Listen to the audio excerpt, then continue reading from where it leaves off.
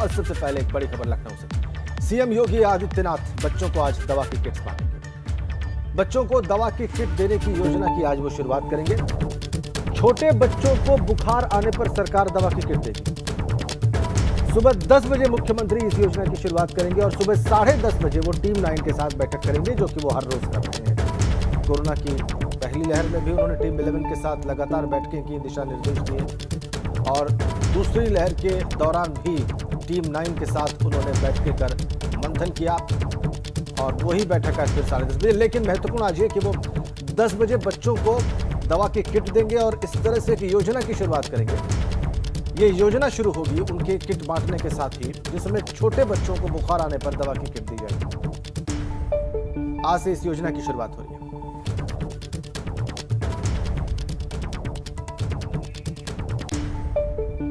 प्रदेश के अंदर बच्चों के लिए भी मेडिसिन किट जनपद में उपलब्ध कराने की कार्रवाई को आगे बढ़ा रहे हैं। इसका शुभारंभ होगा अगले एक सप्ताह के अंदर। हर एक जनपद में अभियान फिर से निगरानी समिति के मार्गदर्शन में युद्ध स्तर पर आगे बढ़ेगा। अनुभव शुक्ला इस वक्त हमारे साथ हमारे सहयोगी फोन लाइन पर जुड़े हुए हैं। अनुभव, ये एक और महत्वपूर्ण योजना होगी कोरोना से लड़ने की दिशा में, उससे संघर्ष करने की दिशा में। इस किट में किस प्रकार की दवाइयां होंगी और कैसे, क्या क्राइटेरिया होगा इसको बच्चों में वितरित करने का? देखिए, ये एक बड़ी योजना है सरकार की और जैसा कहा जा रहा है कि तीसरी लहर में बच्चे प्रभावित हो सकते हैं, उसे ही देखते हुए इस योजना को लॉन्च किया जा रहा है। और जो लक्षण युक्त होंगे बच्चे, यानी जिनको सर्दी होगा, बुखार होगा, उनको निगरानी समितियों के माध्यम से इस दवाई किट का वितरण किया जाएगा। अभी 50 लाख ये जो दवा किट है ये भेजी जाएगी प्रदेश के 75 जिलों में। और आज जो फर्स्ट फेज इसका शुरू हो रहा है, इसमें 17 लाख दवाइयां भेजी जा रही हैं। बच्चों को 4 कैटेगरी में बांटा गया उनकी एज के हिसाब से, 0 से लेके 1 वर्ष, 1 से लेके 5 वर्ष, 5 से लेके 12 वर्ष और 12 से 18 वर्ष। और इन 4 वर्ग के लिए अलग अलग दवाइयों का जो है एक पूरा पैकेट बनाया गया है। वही निगरानी समितियां शहरों में भी, गाँव में भी जाएंगी।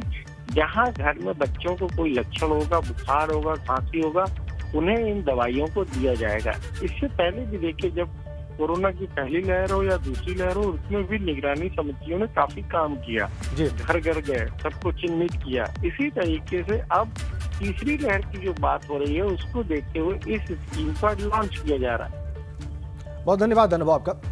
4 कैटेगरीज में बांटा गया है 18 वर्ष से कम उम्र के बच्चों को, और लक्षणों की जांच करके निगरानी समितियां उन्हें दवा की किट्स उपलब्ध कराएंगी। लोगों को वैक्सीनेशन के लिए कई समाज सेवी जागरूक कर रहे हैं और इसी कड़ी में मेरठ में एक वैक्सीनेशन सेंटर पर बाबू मोशाय कहते हुए अचानक जूनियर राजेश खन्ना पहुंच गए और लोगों को वैक्सीनेशन के फायदे बताने लगे। और इनका असली नाम पीके नाहर है और ये समाज सेवी है।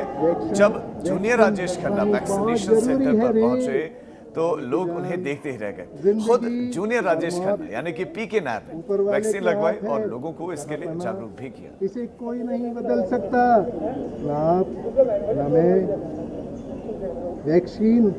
वैक्सीन जिंदगी की एक बूंद।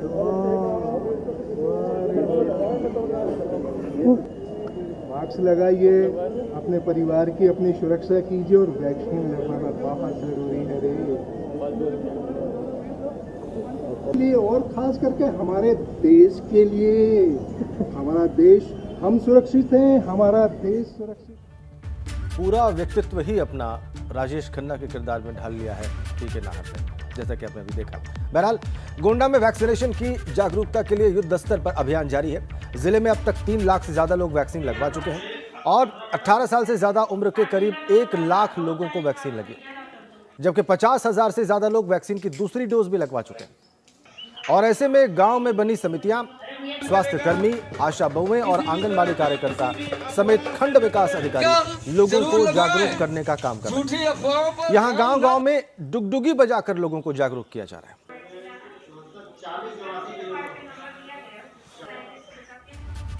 उत्तर प्रदेश में जिला पंचायत अध्यक्ष पद के लिए चुनावों की तारीखों का ऐलान हो गया। राज्य निर्वाचन आयोग ने राज्यपाल के निर्देश पर अधिसूचना जारी करते हुए ये कहा कि जिला पंचायत अध्यक्ष पदों के लिए वोटिंग 15 जून यानी कि आज से 3 जुलाई के बीच में होगी। त्रिस्तरीय पंचायत चुनाव के परिणाम पिछले महीने मई में ही घोषित हो चुके हैं, लेकिन अब तक जिला पंचायत अध्यक्ष और ब्लॉक प्रमुखों के चुनावों की तारीखों का ऐलान नहीं हो सका था।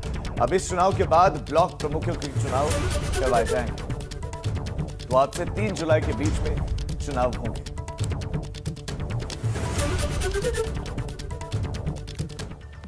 और जिला पंचायत अध्यक्ष और ब्लॉक प्रमुखों के चुनाव को लेकर मुख्यमंत्री योगी आदित्यनाथ ने प्रदेश के सभी मंत्रियों को मंत्र दिया है। सोमवार को हुई मंत्रिपरिषद की बैठक में मुख्यमंत्री ने सभी मंत्रियों को संपर्क और संवाद के ध्येय पर काम करने के निर्देश दिए और इसके तहत अब मंत्रियों को अलग अलग जिलों में ब्लॉक स्तर पर प्रवास करने के अलावा विकास की कार्य योजनाओं के साथ CHC और PSC का निरीक्षण करने का काम देखने के भी निर्देश दिए। सभी मंत्रियों को 21 जून को योग दिवस के 3 विशेष कार्यक्रमों में शामिल होने के भी निर्देश दिए। 27 जून को सभी को ब्लॉक और ग्राम पंचायत स्तर पर मन की बात कार्यक्रम को सुनने के लिए कहा। मंत्रिपरिषद की बैठक में जल्द होने वाले जिला पंचायत अध्यक्ष के चुनाव में पार्टी को कैसे ज्यादा से ज्यादा सीटें मिले, इस पर भी चर्चा और साथ ही सभी को कहा गया है कि इन चुनावों में भी सभी की सक्रियता आवश्यक है। जितने भी ब्लॉक आते हैं उसके अंदर प्रभारी मंत्री का प्रवास हो, अधिक से अधिक हो जून और जुलाई के अंदर। कोशिश ये हो कि सभी ब्लॉकों पर प्रवास हो, जिसके और एक दिन के अंदर 2 ब्लॉक का प्रवास करा जाए, जिसमें बिंदु हैं प्रवास के, उसके अंदर जो सरकारी कार्यक्रम में जो वितरण का काम है, जिसके अंदर जहां पर आपका कोटा की दुकान है वहां पर। लखनऊ से खबर, समय से पहले यूपी में मानसून पहुंच गया है। लखनऊ, कानपुर और आसपास के शहरों में भी अब बारिश का अलर्ट जारी किया गया है। करीब एक हफ्ते तक बारिश होने की संभावना है और 50 साल में पहली बार 15 दिन पहले मानसून पहुंच गया उत्तर प्रदेश। 50 साल में ऐसा पहली बार हो रहा है कि 15 दिन पहले ही मानसून पहुंच गया हो उत्तर प्रदेश। पूर्वांचल के वाराणसी समेत कई जिलों में सोमवार को बारिश हुई है और मानसून की बारिश इसे कहा जा रहा है और अब और जिले भी भीगने वाले हैं। और हमारे संवाददाता हमारे साथ जुड़ गए हैं वाराणसी से, नीतीश पांडे हमारे साथ हैं, तो विवेक हमारे साथ लखनऊ से। सबसे पहले मैं विवेक आपके पास आना चाहता हूं, लखनऊ के लिए क्या कुछ अलर्ट है, किन किन जिलों के लिए मौसम विभाग का अलर्ट है और अभी मौसम कैसा बना हुआ है?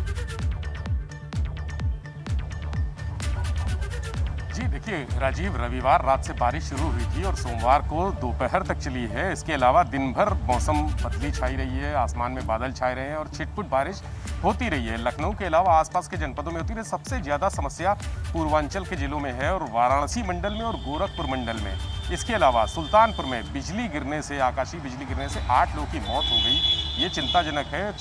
ये प्री मानसून है और इसके बाद भी जो पहले ही दिन इस तरह का कहर बरपा है, ये सबसे बड़ी चिंता की बात है। और इसके अलावा जो इन जनपदों में जो गंगा के किनारे की जगह हैं, वहाँ पर मिट्टी का कटान भी हुआ है। कई जगह कुछ घर के बहने की भी सूचना है। अगर हम बात करें मौसम विभाग की, तो मौसम विभाग ने अलर्ट जारी किया है। सबसे ज़्यादा जो पूर्वांचल के जनपद हैं, जैसे आप बात कर रहे हैं बहराइच, श्रावस्ती, बलरामपुर, गोंडा, सिद्धार्थनगर, बस्ती, गोरखपुर, इन जिलों में अगले 24 घंटों में बारिश जमकर होगी और मौसम विभाग ने अलर्ट जारी कर दिया है। लखनऊ की बात करें हम, तो लखनऊ में यहाँ कल जो बारिश हुई है उसमें कोई भी ऐसा इलाका नहीं बचा है जहाँ पर जल भराव ना हुआ हो, जहाँ पर बिजली की समस्या ना आई हो।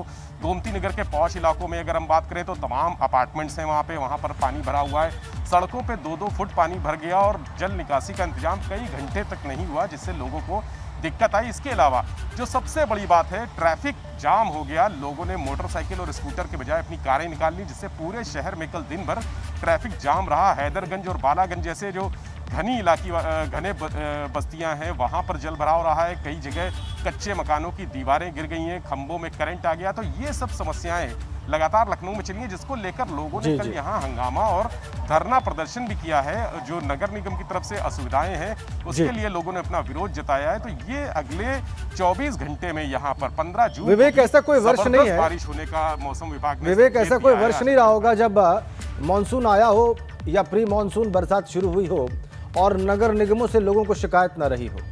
ये पूरे भारत में हमने देखा है, उत्तर प्रदेश में भी देखा है और आप फिर से रिपोर्ट कर रहे हैं कि ऐसा हुआ है। कल नीतीश के पास चलते हैं वाराणसी। नीतीश, वाराणसी में क्या हाल रहा?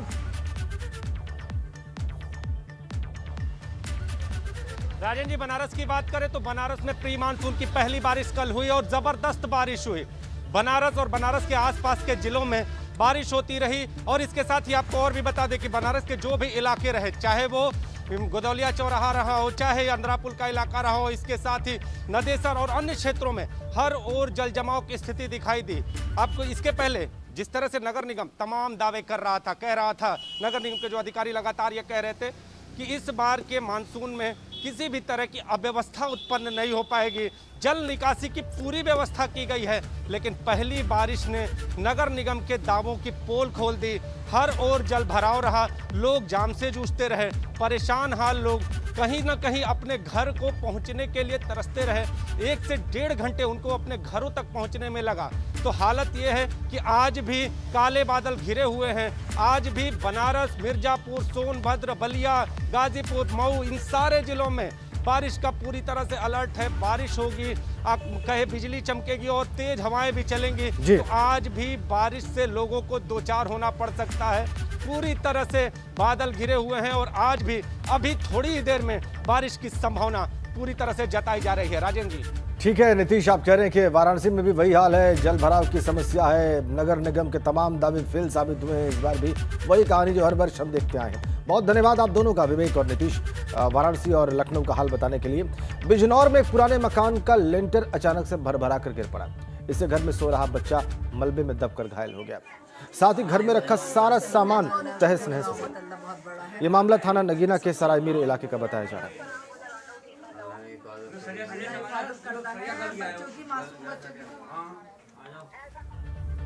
प्रतापगढ़ जाएगा कांग्रेस का 6 सदस्यीय प्रतिनिधि मंडल। ये बड़ी खबर आपको दे दें, एबीपी गंगा संवाददाता सुलभ श्रीवास्तव के परिजनों से मिलने के लिए कांग्रेसी नेता जाएंगे। ये प्रतिनिधि मंडल जाएगा जिसमें 6 सदस्य होंगे। इसमें प्रदेश अध्यक्ष अजय कुमार लल्लू शामिल होंगे और उनके ही निर्देश पर दरअसल ये नेता जाएंगे। सुलभ के परिजनों से घटना के बारे में जानकारी जुटाएंगे ये नेता। प्रदेश कांग्रेस कमेटी को उसका रिपोर्ट सौंपी जाएगी। दरअसल निर्देश है अजय कुमार लल्लू के, वो होंगे इसका हिस्सा या नहीं अभी स्पष्ट नहीं है, लेकिन उनके निर्देश पर 6 सदस्यीय टीम जाएगी और परिजनों से मुलाकात करेगी, उनसे पूछेगी। इधर लखनऊ में मुख्यमंत्री ने वृक्षारोपण अभियान की तैयारी की समीक्षा की है। वृक्षारोपण अभियान के तहत 30 करोड़ पेड़ लगाने के लक्ष्य है। जुलाई के पहले हफ्ते में वन महोत्सव पर 30 करोड़ पेड़ लगाने का लक्ष्य है और मुख्यमंत्री ने सभी विभागों को इस बाबत जरूरी निर्देश दिए हैं। सभी संबंधित विभागों के साथ समन्वय बनाकर काम करें, यह मुख्यमंत्री का निर्देश है। 30 करोड़ पेड़ लगाने हैं जुलाई के पहले हफ्ते में, बड़ा लक्ष्य।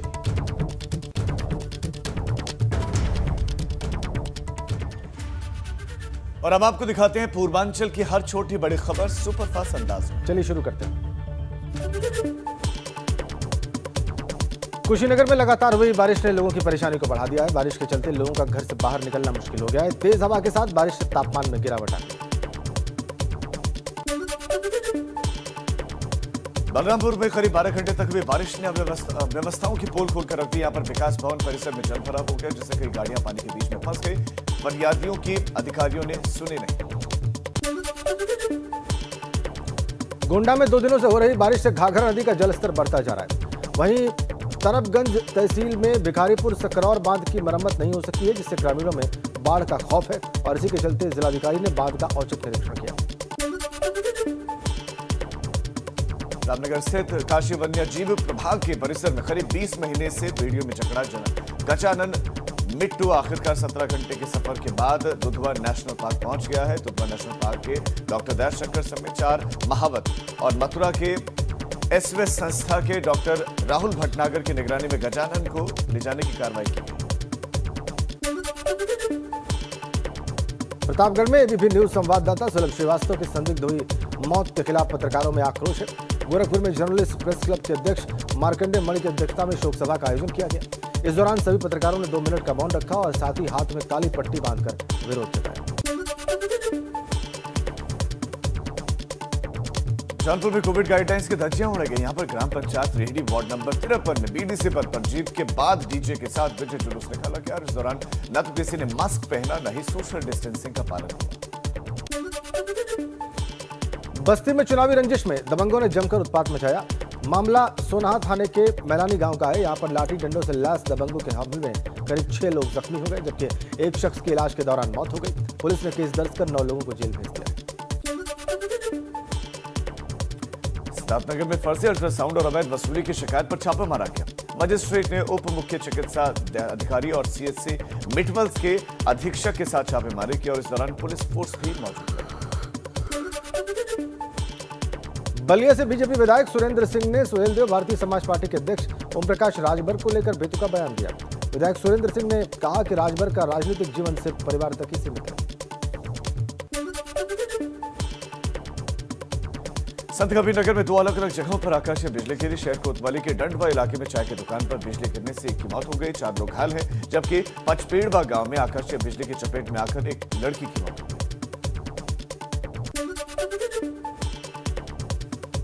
सोनभद्र में सीएससी अधीक्षक के निजी ड्राइवर ने खुदकुशी कर ली। ड्राइवर ने कमरे में पंखे से लटक कर फांसी लगा ली। पुलिस ने शव कब्जे में लेकर जांच शुरू कर दी। तो पूर्वांचल की खबरें सुपरफास्ट अंदाज में देखी आपने। कुछ और खबरों का रुख करते हैं। खबर गाजियाबाद से। गाजियाबाद में मसूरी पुलिस और बदमाशों के बीच में मुठभेड़ हुई है और इसमें एक बदमाश को गोली लगी है। बदमाश गोली लगने के बाद घायल हो गया, जबकि 2 बदमाश अंधेरे का फायदा उठाकर फरार है। गिरफ्तार बदमाश के पास से एक तमंचा और 2 कारतूस बरामद हुए हैं। वहीं बदमाशों की फायरिंग में एक पुलिसकर्मी भी जख्मी हुआ है और दोनों को अस्पताल में भर्ती करवाया गया।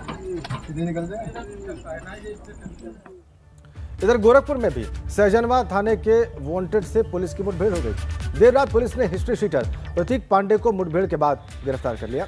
कहा जा रहा है कि प्रतीक सहजनवा से खोराबार की ओर भाग रहा था और इसी दौरान रामनगर करजहा में पुलिस के साथ उसकी मुठभेड़ हो गई। बदमाश ने पुलिस पर फायरिंग की। जवाब में पुलिस ने गोली चलाई जो बदमाश के पैर में लगी, जबकि इसके 2 साथी मौके से फरार हो गए। वाराणसी में गंगा घाट के दूसरे छोर पर रेत की ड्रेजिंग कर 5 किलोमीटर की नहर योजना पर जो है काम करीब 90% तक पूरा हो चुका है और जल्द ही इसे अंतिम रूप दिया जाएगा। और इसका फायदा क्या होगा, रिपोर्ट में आप देखिए।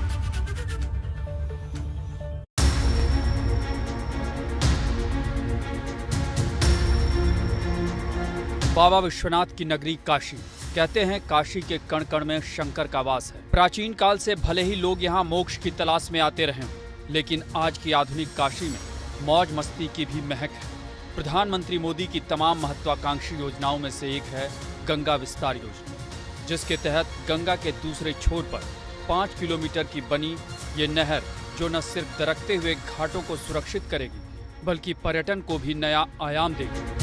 इरिगेशन विभाग ने एक ये प्रस्ताव बनाया कि गंगा के दूसरी छोर वहाँ से एक ड्रेजिंग करके एक चैनल निकाल के उसी गंगा में आगे जाके मिला दिया जाएगा, जिससे कि गंगा का जो प्रेशर घाट की तरफ इधर साइड है उसमें कमी आ जाएगी। दरअसल वाराणसी में गंगा एक्शन प्लान के तहत कछुआ सेंचुरी 1987 में बनी, जिसके बाद गंगा के दूसरे छोर पर बालू के टीले बनने लगे।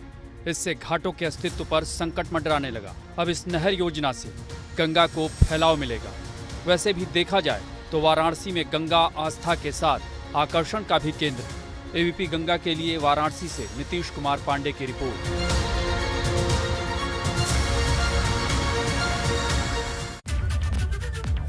चलिए अब आगे बढ़ रहे हैं और अब अवध की खबरें आपको दिखाते हैं। चलिए शुरू करते हैं। लखनऊ में बेसिक शिक्षा निदेशालय पर अभ्यर्थियों ने प्रदर्शन किया। 69,000 शिक्षक भर्ती के अभ्यर्थी बेसिक शिक्षा निदेशालय पर पहुंचे और खाली बड़े पदों को भर्ती करने की मांग करने लगे। सीतापुर में रविवार को नहर में डूबे 2 में से एक युवक का शव एनडीआरएफ ने ढूंढकर निकाला। हादसे के करीब 24 घंटे के बाद आपको बता दें कि मिला। पनीर पांडे नाम का युवक एनडीआरएफ की बताया जा रहा कि इस युवक की तलाश की जा रही थी और नहाते वक्त डूब गए थे। अम्बेडकर नगर में जिला अस्पताल के सीएमएस के सरकारी आवास पर 5 नकाबपोश बदमाशों ने धावा बोल दिया। बदमाशों ने सीएमएस के नौकर को बांधकर कमरे की तलाशी ली। घंटों तक फाइलों को छानते रहे और फिर बाद में फरार हो गए। बाहुबली मुख्तार अंसारी की मुश्किलें कम होने का नाम नहीं ले रही। एम्बुलेंस के फर्जी रजिस्ट्रेशन के मामले में बाराबंकी कोर्ट ने मुख्तार की 14 दिन की जुडिशियल रिमांड पर उसको भेजा है। अब पुलिस मुख्तार से एम्बुलेंस के फर्जी रजिस्ट्रेशन को लेकर पूछताछ करेगी। सुल्तानपुर में सपा के जिला अध्यक्ष समेत 5 लोगों के खिलाफ पुलिस ने केस दर्ज किया है। मामला जमीन विवाद से जुड़ा है। सनई रामपुर गांव में एक महिला ने थाने में सपा जिला अध्यक्ष और उसके परिजनों के खिलाफ शिकायत दर्ज कराई है। प्रतापगढ़ में एबीपी संवाददाता सुलभ श्रीवास्तव की मौत के मामले में पुलिस ने केस दर्ज किया। प्रतापगढ़ के एसपी ने मामले में निष्पक्ष जांच का भरोसा भी दिया है। रविवार रात सड़क किनारे सुलभ श्रीवास्तव का शव मिला था। परिजनों ने हत्या की आशंका जताई।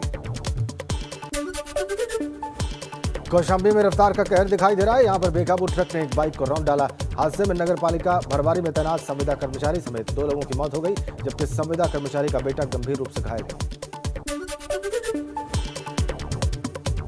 औरैया में अज्ञात वाहन की टक्कर से स्कूटी सवार 2 लोगों की मौत हो गई। बताया जा रहा है कि स्कूटी सवार दोनों लोग गेहूं क्रय केंद्र से कागजी कार्रवाई कर लौट रहे थे और इसी बीच हादसा।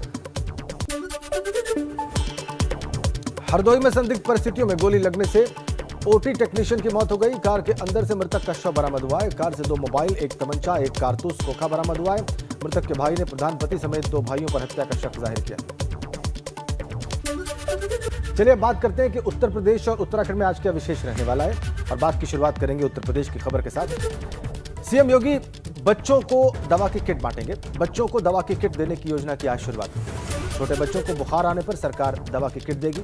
सुबह 10 बजे मुख्यमंत्री इस योजना की शुरुआत करेंगे और फिर सुबह 10:30 बजे वो टीम 9 के साथ बैठक करेंगे, जैसा कि वो हर रोज करते हैं।